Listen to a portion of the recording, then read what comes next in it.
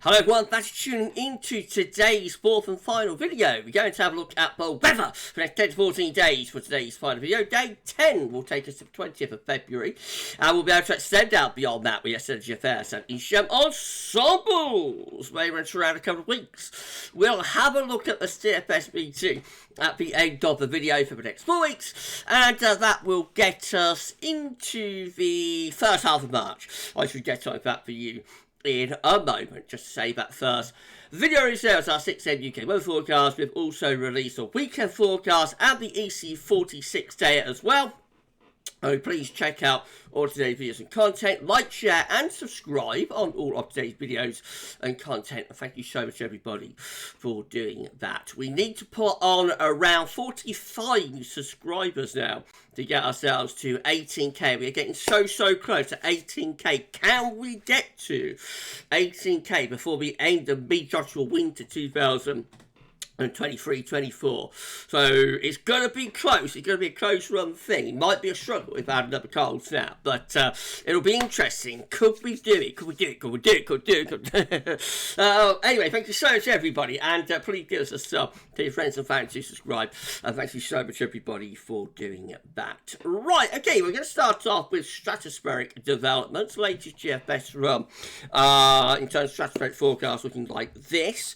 So, of course, we are beginning already to see a sudden stratospheric warming starting to, or a possible sudden stratospheric warming starting to develop over Russia and Siberia. This warming just here. But blue colours, these are the cold temperatures at 10 HPA over the Arctic and over the North Pole. And as we run through the next few days, we find that warming intensifying over Siberia and pushing into the pole. So by sort of the end of next week into next weekend, we have got a big displacement event of the polar vortex starting to take place. So the blue curve being pushed out of the pole, down into northern Europe, into North Atlantic and into northern parts of America as well. That's what we call a displacement event of the polar vortex. At this point, we are probably reversing the zone of wind at 10 HPA. So I think it's going to be around the 18th of February, so that's next weekend when we're expecting to see the zone of wind at 10 HPA 60 degrees north go into reverse. That will be a technical sudden stratospheric warming if it comes off at that point, but things develop even more as we go further on through the GFS 6Z run. So you see this next warming intensifies even more, really intense warming over Russia and Siberia there around the 21st of February, and that, as it pushes into the pole, will just reinforce the reversal of zone of wind. So this could be several days actually of SSW conditions, of zone of wind reversal at 10 HPA. Very dramatic developments. And notice eventually this secondary warming is actually enough to split the vortex on this GFS run. Now we finish up doing everything that you would want a sudden stratospheric warming to do. So we get the warming over Russia and Siberia. We move it into the Arctic and the North Pole. We displace the polar vortex at its roots.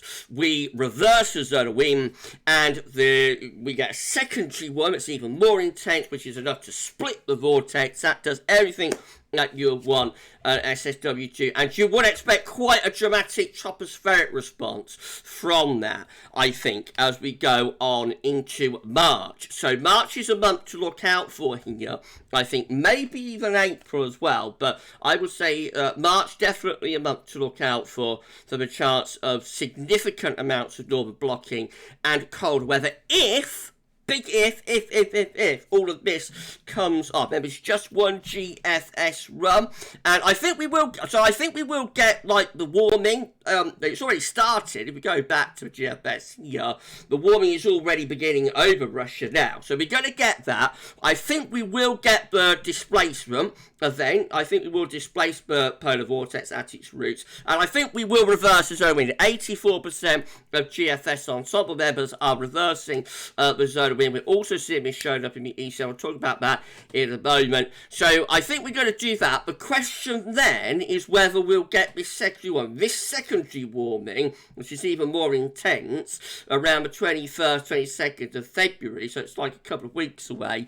No, not quite a couple of weeks away, is it? So it's like 10 days, 10, 11 days away. So it's quite a long way off. Whether that comes off and whether we split the vortex, they are the two questions we've still got to answer. Of course, a displacement event does and can have a tropospheric response in terms of blocking. Normally it's more muted and not as long-lasting as the tropospheric response we get from a split type event. So, that's still to be determined. And we will, of course, be keeping you updated on that. This is from Weather is Cool. Again, so this shows zone wind strength. So at the moment, the zone wind is actually quite a bit stronger than average. That blue line just bears where we currently are with the strength of the zone wind. The black line is a trend for this time of the year. If we put in the GEFS mode, so it's downhill all the way from this point, really, with the strength of the zone of wind. And most, I'd say 84%, most of the GFS Ensemble members are sending zone of winds into reverse. Some of them going down to record-breaking low levels. Probably that won't happen, but we'll have to wait and see about that. But it certainly looks like the GFS and GFS Ensembles want to send the zone of wind into reverse, courtesy of the first warming up strategy, as I say, starting around now. Not only the GFS, ECM as well. No, this from University of Berlin showing that the ECM is sending the zone of wind into reverse at 10 HPA, 60 degrees north on the 18th of February, going down to minus 1.4 ms, and that is sustained into the 19th of February now as well. So that's 2 days of reversal of zone of winds at 10 HPA, going down to minus 2.4 there. So all looking very interesting stratosphere wise. We're going to keep you updated, and we shall see how it all works out.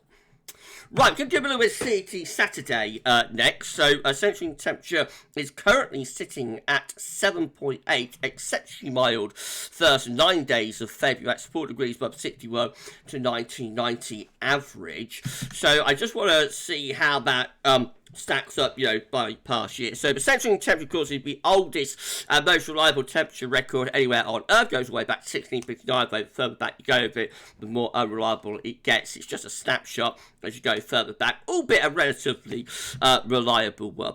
So if we come down to the current year of 2024, we've got January CET plays just there, of course, at 4.7. February's will be placed just here. Now, we have had two very mild Februaries already over the past 2 years. So 2023 came out 6.5, 2022 came out 6.9. We also had 2019 at 6.9. It was a record-breaking monthly CET, but did have the warmest maximum temperature on record, 21.2 degrees at Kew Gardens on the 26th of February. 2019. Summer like day, I'm sure a lot of you remember. I remember being out in the garden, doing gardening and digging and whatnot on that day in 2019.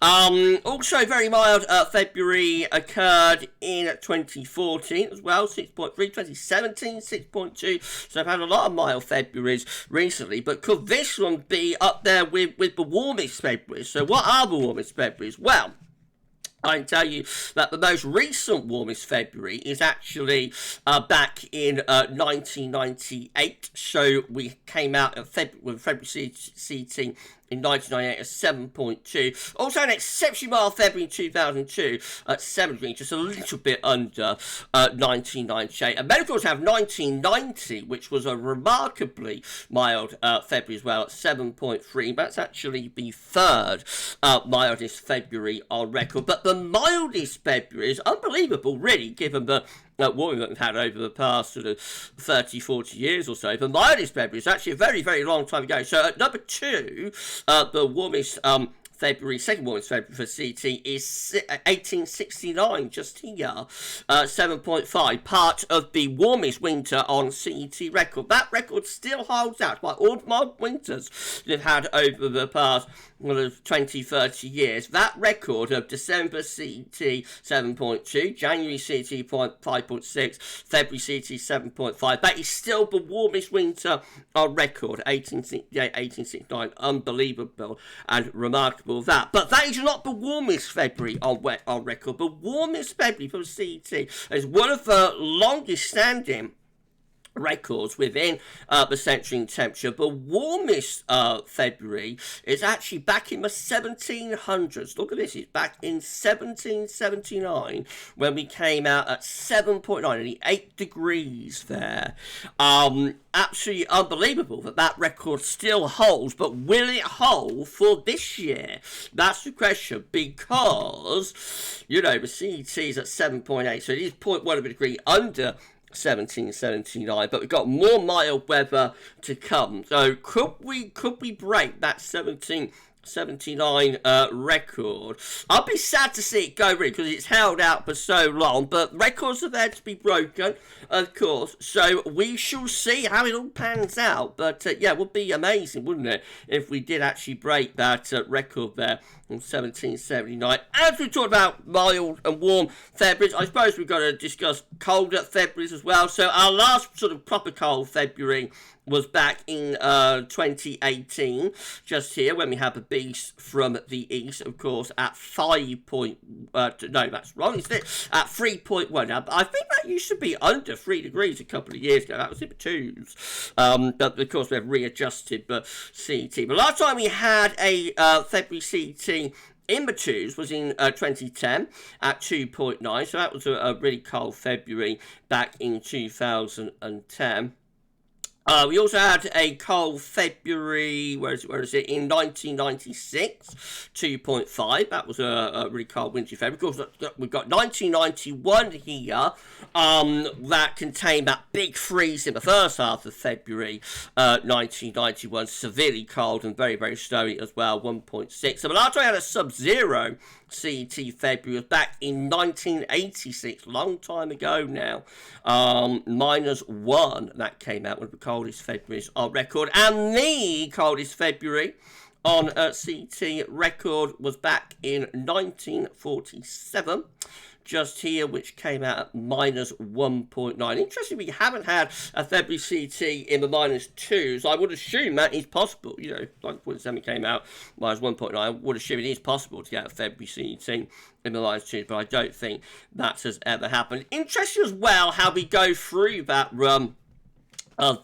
sub-zero CET February. So we have 1947 at -1.9. Then we have another one in 1956 at -1.2. And then we have 1963, part of the Daddy Cold Winters, at -0.7. So we have like 3 sub-zero CET Februaries in 3 decades there, 40s, 50s and 60s. And then we get one more in the 80s, and then nothing ever since. So anyway, that's brought your date more stats at CET Saturday. We shall wait and see where we come in. So we've got to beat 7.9 to have the warmest February on CET record. The modern record, of course, is 1990, so for that we've got to beat 7.3.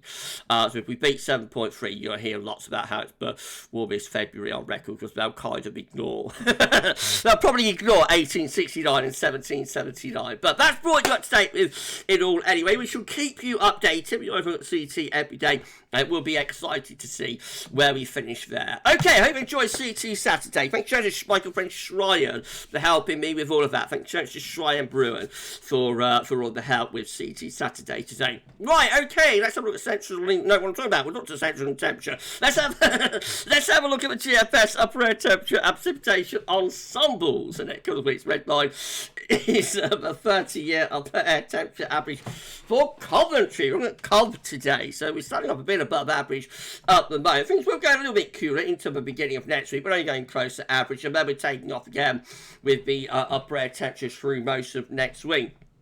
We have got a bit of a cooling trend here into the final week of February. How far we go with that remains to be seen. There are some quite cold ensemble members down here, but they are like outliers. And we have got milder ensemble members up there. So there is a chance that things might start going colder in the last week of February. If that was to happen, then of course that would scupper any chance, probably anyway, of the mildest, warmest February CET on record. Precipitation-wise, a lot of dry weather through the next few days. Some showery birth, but quite a bit of dry weather for Coventry, really. More unsettled next week, though, so we haven't finished with the very wet weather. Most of next week we'll be seeing further spells of rain. That might even carry on into the last week of the month. Snow row for Coventry looks like that. Not much happening until the end, but there are some snow spikes appearing here in the final days of February. Of course, that's a long way off and therefore very, very unreliable. Temperature anomaly is the 18th February, a little bit above average in the south and a little bit below average in the north.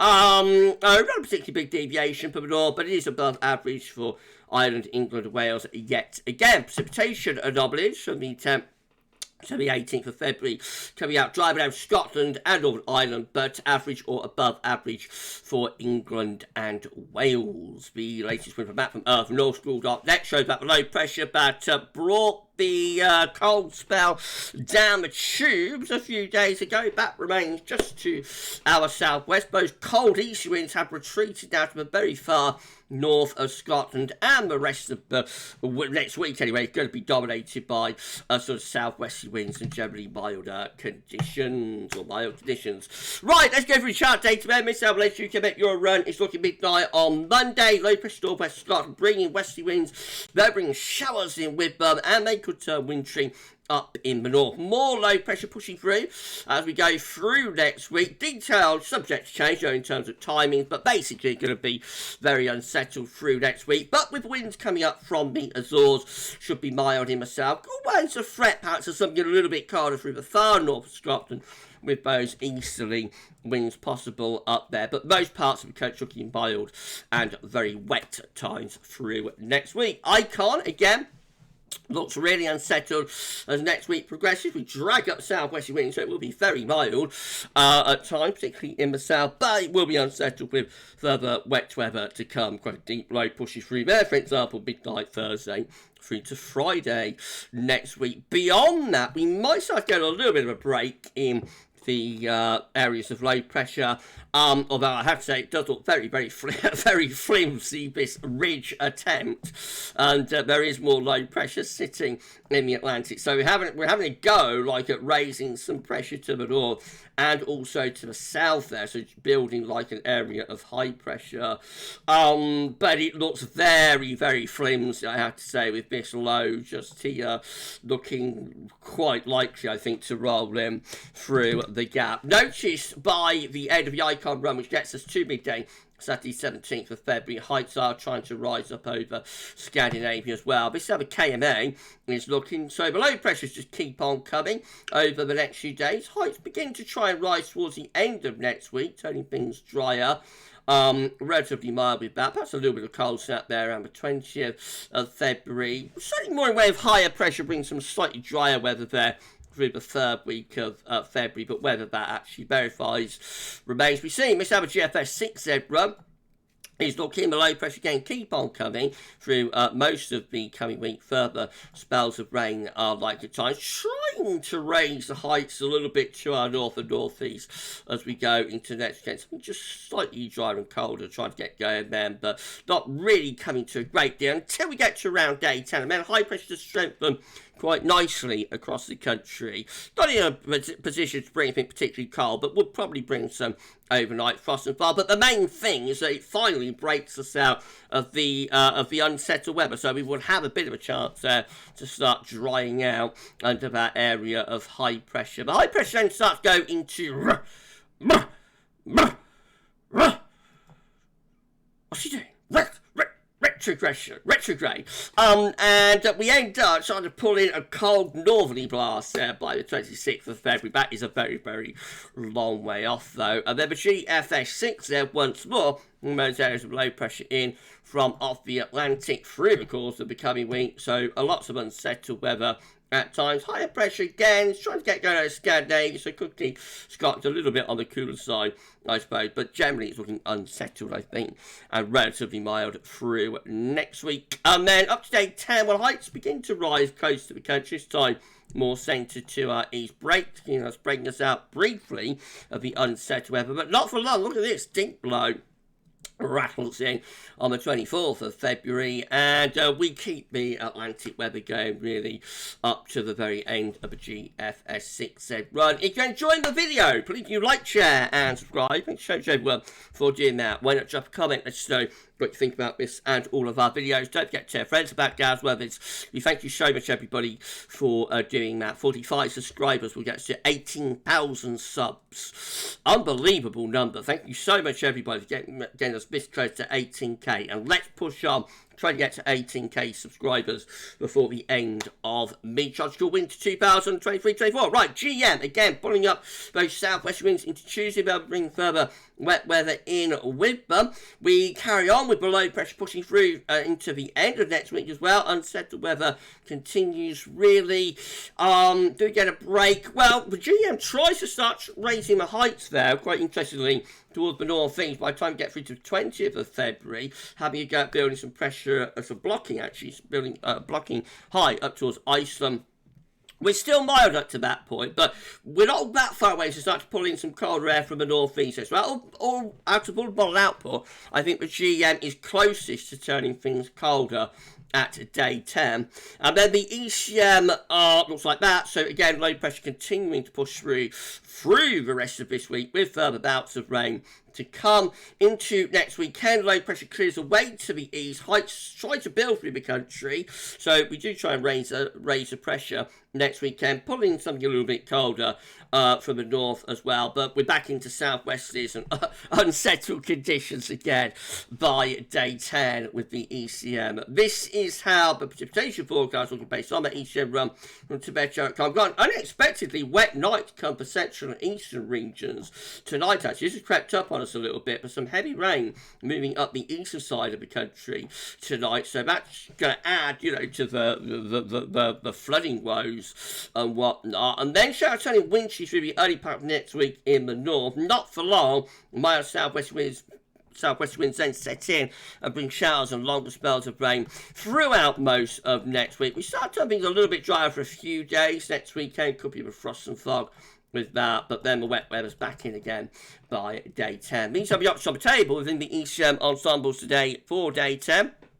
From the Icelandic Met Office, gets us 20th of February. 11 members of the ECM ensembles with high pressure blocking towards Greens and Iceland. Around that, we will bring the wind in from more of a easterly, northeasterly direction. So that's mostly dry and could be rather chilly. We've got 11 with high pressure ridging through the country. So that could bring some overnight frost, but should be relatively pleasant by day. Another 11 clearing the operational run with higher pressure close to the country as well. We've got 10 with high pressure between Greenland and Scandinavia. Around that, we would bring the wind in probably from an easterly direction. And then we've got 8 with blocking around Greenland and Iceland. Low pressures to the south a bit and also to the east a bit. So colder winds try to come in from the east, but the low pressure will also be trying to bring milder southwest winds, and in between there could be a boundary level that might deliver rain and possibly even snow. In 2 weeks' time, these are the options that we've got, and it will get us to the 25th of February. 22 members of the ECM ensembles with a mid-Atlantic ridge heading up towards Greenland, low pressure to the north of Scotland. I've tried to turn cold, but it's probably still bringing something of an Atlantic type flow there. We've got 16 looking much more definitively cold. High pressure is to our west and northwest, low pressure is to the east, and that will bring down like a proper northerly. And then we've got 13 with high pressure more towards the Canadian side of Greenland, low pressure to our north and northeast, so probably a northwesterly flow with that. Could be chilly, and might be going colder with that as well. To be honest, I think it's all a little bit inconclusive, both at day 10 and day 14 today. So, it could be in the works here. And I would expect, as this strap warming, that we talked about at the start of this video, of course, gathers pace, I would expect to see more and more model uncertainty creeping in. So we haven't had enough of that. But I reckon while that strat warming is going on, the models might, you know, start becoming rather flip-flopping, you know, a lot between different scenarios as they try and work out what any potential implications could be.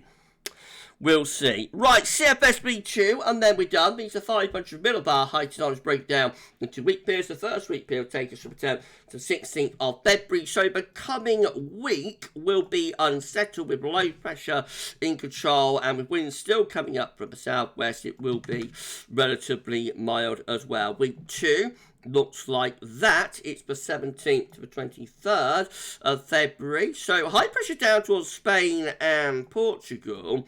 Low pressure in the Atlantic. That's trying to bring up a mild southwesterly wind. We also have a large amount of blocking though here around Greenland and Iceland, which will be trying to bring in the wind from an easterly direction. And in between, there's probably going to be a boundary level as well. So that's potentially quite an interesting week. Could deliver quite a lot of rain again, and on the boundary, on the divide, could deliver something wintry. Now into week 3, which is 24th of February to the 1st of March, low pressure then heading in from off the Atlantic, high pressure still down towards Spain and the Med. So that's just a straightforwardly mild week really, with winds up from the southwest. And then week 4 looks like that. It's the 2nd to the 8th of March. High pressure then is blocking in the North Atlantic, close to Greenland and Iceland. Potential it's very cold for eastern parts of America, by the way, with that chopper blow through there. For us, though, again, we've got low pressure in off the Atlantic, so we probably keep the wind in from the southwest, but not that far from bringing cold air in from the north into the northern half of the country. All rather inconclusive. It's how strong this blocking area of high pressure gets, how far southwards it can cause the jet stream as to whether we're going to start importing colder air in from the north. So we shall have to wait and see. Time will tell. Right, we're done. If you enjoyed the video, please do like, share, and subscribe. And show everyone for doing that. Why not drop a comment? Let us know what you think about this and all of our videos. Don't forget to tell your friends about GavsWeatherVids. Thanks so much, everyone, for doing that for us. Right, been an interesting video, this one, and quite a long one as well. So I hope you enjoyed it. Nice to do a little bit of CET Saturday. First time this year, I think. I don't think we did CET Saturday in January. So I'm trying to do a little bit of CET Saturday today. I hope you enjoyed it. Okay, I'll just tell you what's coming up tomorrow. Again, please give us a sub and help get us to 18k. 45 subscribers will get us to 18k. Can we do it before the end of the winter? Won't that be epic? Right, so just coming up tomorrow, we're going to have a 6 AM UK weather forecast. The 5th update for spring is on the way tomorrow. That will be a January data special.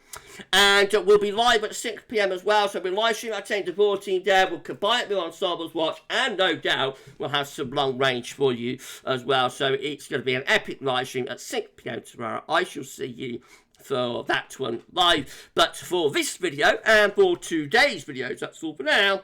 And thanks for watching. Bye for now.